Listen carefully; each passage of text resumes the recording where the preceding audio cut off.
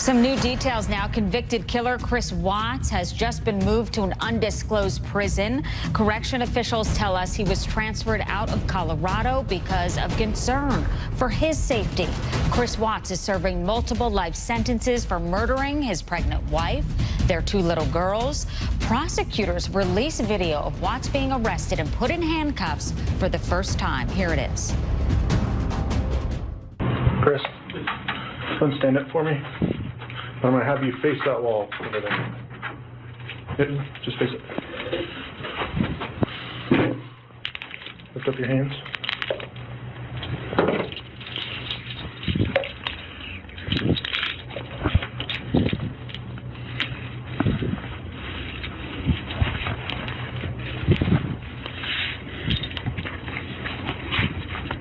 Okay, go and face this wall.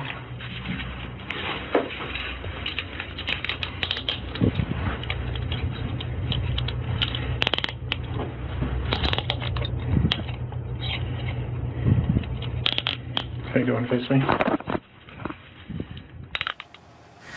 And there he was, being cuffed for the first time. Now he's in prison for life. Joining me now is John Fuller, author of A Day in Prison, an insider's guide to life behind bars. So, John, does this surprise you, Chris Watts, considering the crimes that he admitted to, killing his two little girls, his pregnant wife, being transferred already, which means authorities think he is at risk? So let's say he's transferred to another prison. They're not disclosing the state. Is he more likely to be safe somewhere else outside of Colorado? I highly doubt it. News of an inmate's transfer operates as fast as the internet. Once the inmates in his new institution identify him, because they watch the news also, and I'm sure they'll be aware that he's transferred from Colorado, the word will get out where he is. He'll never be safe behind bars. There are several criminals that were killed behind bars. One of them, Jeffrey Dahmer, accused of murdering several people. What is, in terms of the prison, I guess the term is, for lack of a better word, etiquette, and what is considered a crime where you are in danger or you're not? Killing your pregnant wife and two little girls, I'm assuming, is not going to fare well in prison. It's not. That is the highest degree. There are thresholds for domestic violence. So you could imagine what this degree of punishment will be once he's caught and trapped off by other inmates. A child is considered helpless. An unborn child has the same rights as a child who is currently born. And then for him to take advantage of his wife like that is incomprehensible, not only to the public, but for inmates as well.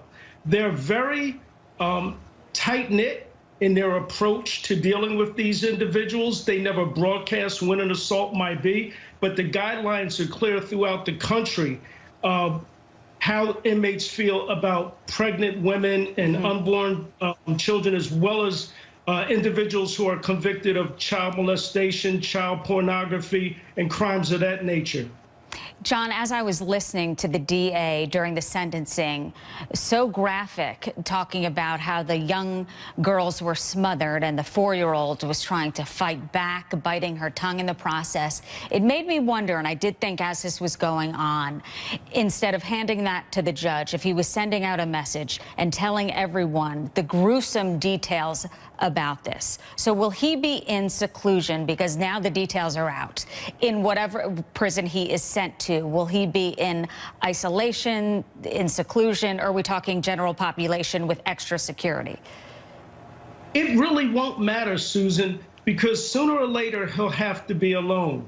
There's always a chance that he can survive for the first year, the second year, but the reality of the situation is that he's going to have to go to a doctor at some point. He's going to have to, or opt to go to recreation at some point. So there will be an excuse for him to be removed from his cell. And that's when inmates will take advantage of that particular situation.